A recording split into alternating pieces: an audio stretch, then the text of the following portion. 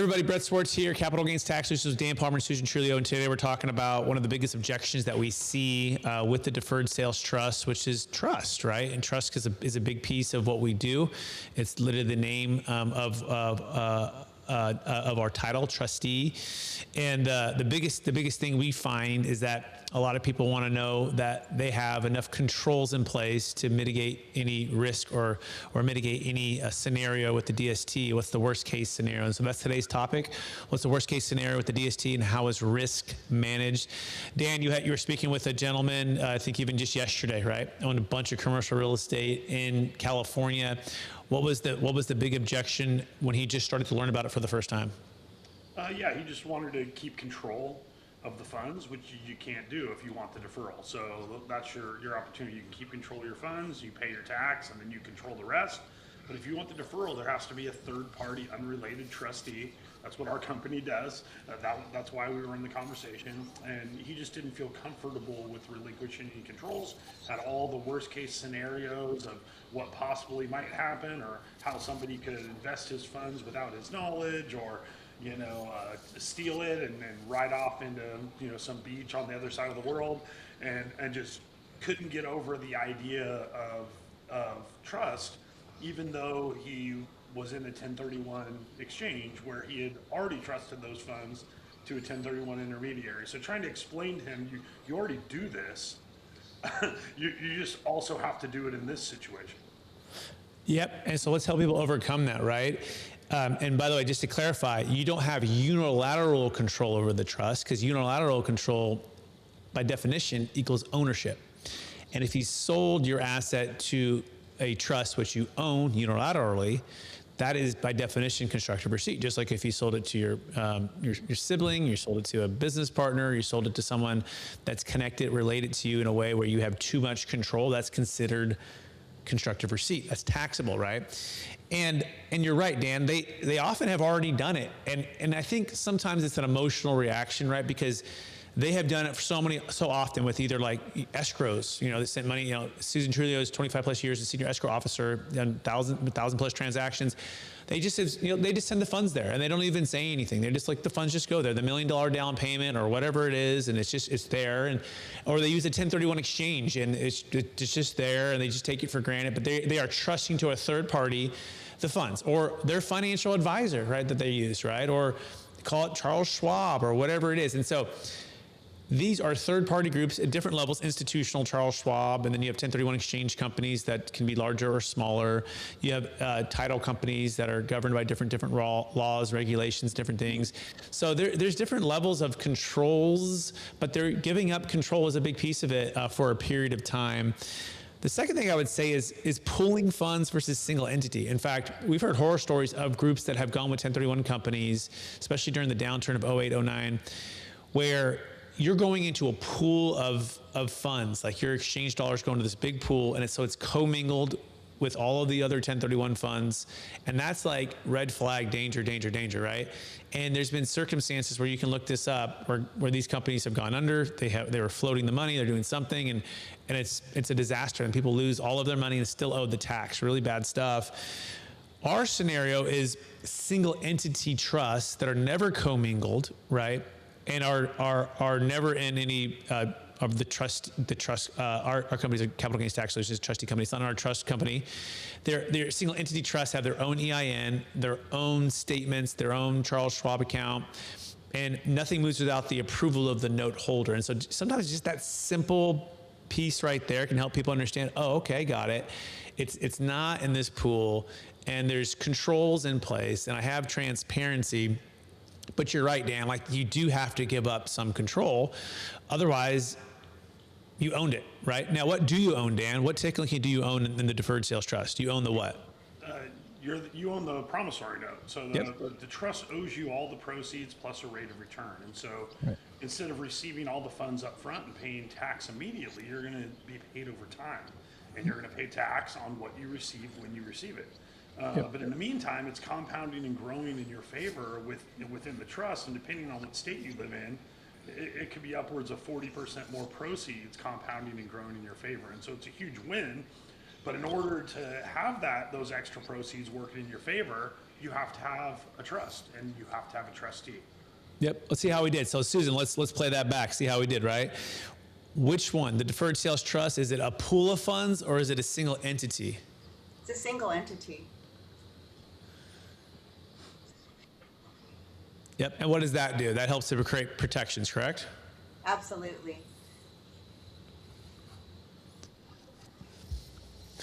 During escrow, Susan, did you guys have single entities where the funds would go to? Were they individual escrow bank accounts, or how did that work? If there was 100 transactions going on, and when you were in the Bay Area of California, Sacramento, doing these transactions, how did that work? Like, let's say there's 50 million of down payments. Was it sitting in Orange Coast Title's one bank account, or are they separate escrow accounts? I'm kind of curious on that. Yeah, it's a separate escrow account. Each escrow is specific to that transaction. Just like a deferred sale trust, the funds are not commingled. That way everyone's funds are safeguarded. Yep, perfect. So that's the key thing to understand. If you've done transactions as a real estate developer, as an owner, as an investor, and you have sent funds to escrows, there's single escrow accounts. The deferred sales trust, similar, is not commingled. Now, if you've done 1031 exchanges, you want to be really careful, because there's those that do pool and there's those that do single accounts. They're not commingle. So keep an eye out for that. Okay, so the next thing, let's just talk about risk, right? So sometimes people think about risk like, is there people that are not trustworthy with the funds, right? So that's the first thing, you got to figure that out. Well, let's talk about those people. Do we have accountability, Dan? Like how many eyes or different individual groups at any kind of given time can either hold each other accountable, actually see the things that are reporting? Can you kind of break down a couple of those groups, Dan? Yeah, I think you have the note holder who actually, sold their property or sold their highly appreciated asset, and they received a promissory note in return for being paid up front. And so, of course, their eyes are on it. It's their money, and they want to be paid. So they're looking at all the portals. They're checking the investments. They're kind of walking through it with you. You also have the tax attorney. So the tax attorney doesn't work for us. We don't work for him. So you have the tax attorney who formed the trust, whose eyes are on it. You got a third-party tax preparer. Every year, the trust prepares a tax return, and so they're going to be looking at all the numbers and the investments and the returns. Then you also got each investment opportunity, and so wherever they're invested, even if it was just a brokerage account with Schwab, they're going to have 24/7 view access, and Schwab's handling that money. And so there's actually a lot of different eyes on the funds. It's not, like everything's happening in our house and we're doing everything ourselves and nobody else gets to see anything. There's a lot of checks and balances because so many people have a part of the process. Excellent answer. And I'll just kind of add to that a little bit and add a couple other ones as well, right? So yeah, you have the note holder. They have 24/7 view access to the investments, especially at Schwab. We also work with groups like Raymond James and different independent RIAs and such. We have stuff at Morgan Stanley. I mean, so these are large, biggest financial institutions in the world. Yeah, you have the tax attorney. Now we work with the tax attorney, not for them. So a little adjustment there, but that's important. Like they don't work for us either. So we can also hold them accountable, right? Isn't that what I said? I I think we don't work for them and they don't work for us. I may have missed that, but either way, we work independently of one another, and that way we can even, it's a good thing, right? Like we're not in their office and they're not in our office. It's just another third-party group. That's important because if we start doing something that's not consistent with ethically or integrity or with the process, they are independent from us, and the clients obviously can contact the attorneys and say, hey, something's going on here, right? So that's really important. Now there's third-party tax preparer. They're doing a full profit and loss statement, right? That's really important. These really more function like a C Corp, okay? And so that's another level of reporting that's important, okay? Also, all the K-1s, all the 1099s, you're right, Dan, they're looking at all the numbers, so spot on there. We have, you already said Schwab. Schwab is the biggest financial institution in the world, so 24/7 access to view the funds online if the funds are at Schwab. But there's also a third-party, typically financial advisor, okay? And that's important, right? Because that's another set of eyes that are looking and showing and recommending investments. And then, of course, we're the third-party trustee, right? So that's like 6 groups, right? It's like 6 groups, and so each are independent, each are third party, and each have their eyes. The more eyes and the more ears and the more focus you have on anything, right? The more likely you are to catch either errors or challenges or things that are it could be going haywire. So I just want to kind of let you know that. I think the next part of the risk aspect of this to talk about would just be maybe the legality of the tax. Right now, it's close to 30 years now, thousands of transactions, over 30 no change audits. So never had a change in any of the audits. It's batting 1,000 legally. But someone might say, well, but what if I'm the first one where it doesn't work because my CPA says, or my tax person says, or someone I read such and such. Matter if I'm that person that doesn't work. Well, number one, what's the worst part of that? What are you risking, right? So generally, it's about a 10% penalty plus you owe the tax plus interest, okay? So let's just say you had $1 million worth of tax liability, right? That you were supposed to pay 2 years ago, right? And so and don't hold me to this exact equation. This is just, we work with your CPA. We could talk with the tax attorney to really break this down, but I'm just going to give you a general framework. Let's imagine you were in Taxifornia or New York, and you had like a 37%, you had a zero basis, and so you owed about, $1 million of tax liability there, right? And you would have paid that. You would have paid that, but you hadn't paid it in 2 years, and they've called the deferred sales trust. It doesn't work, or you did it improperly. You owe the tax, so you would owe the $1 million back. That's number one. You'd owe probably a 10% penalty, so that's $100,000. Okay, and then you would owe interest on what you should have paid. And I'm not quite sure what the interest rate might be on that. Let's use a 10% interest as well, just to be safe. So on $1 million, you're looking at somewhere around 100,000 divided by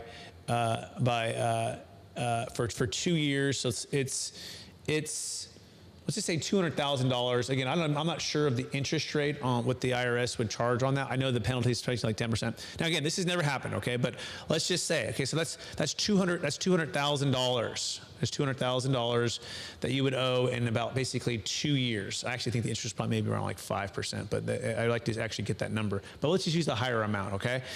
So had we already earned interest on that, you can see that the time value of money, right, could offset that. So what would we have to earn in order to offset that, right? Well, we'd have to earn at least $100,000 plus the interest. So we'd have to earn somewhere around, I think about 20%, right?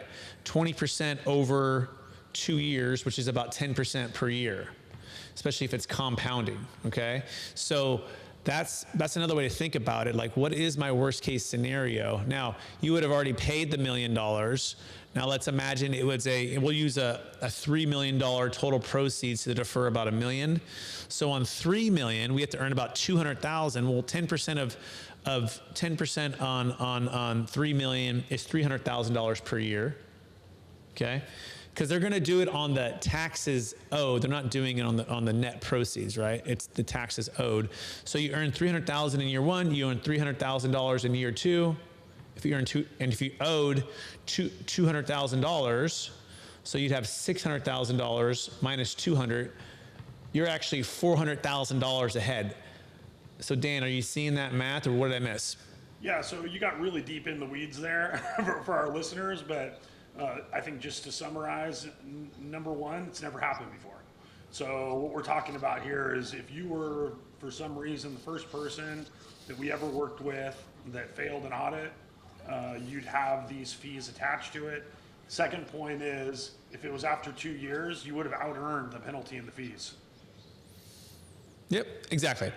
And then obviously you could say, well, maybe I earn 8, maybe I earn 12, maybe I earn 7, whatever it is. But if you only earn 10, right, net of fees, you're looking at that. Now, you would have also paid the legal fee. We have to keep this apples to apples here. So let's say on a $3 million sales price, you're looking at $15,000 on the first million, and on 2 million, 1.25%. So that's another $25,000. So technically, you could say the difference isn't 400. The difference is 375. And let's just say the trustee fees on average were 2%, just to put it at the high. So that's 60 times 2. So that's 120. So 375 minus 120 would give us the number. So you would still be ahead mathematically $255,000, okay?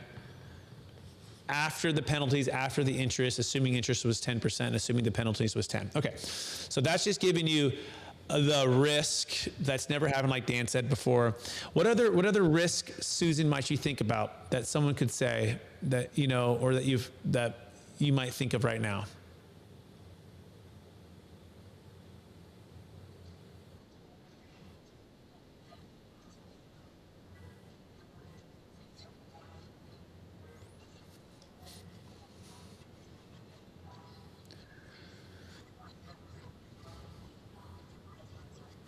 Yeah, that's a great one, right? So just the timing of all of these things, just like the timing risk of the 1031 exchange. So I would say your biggest risk of not having a DST and going just for a 1031 is running out of time.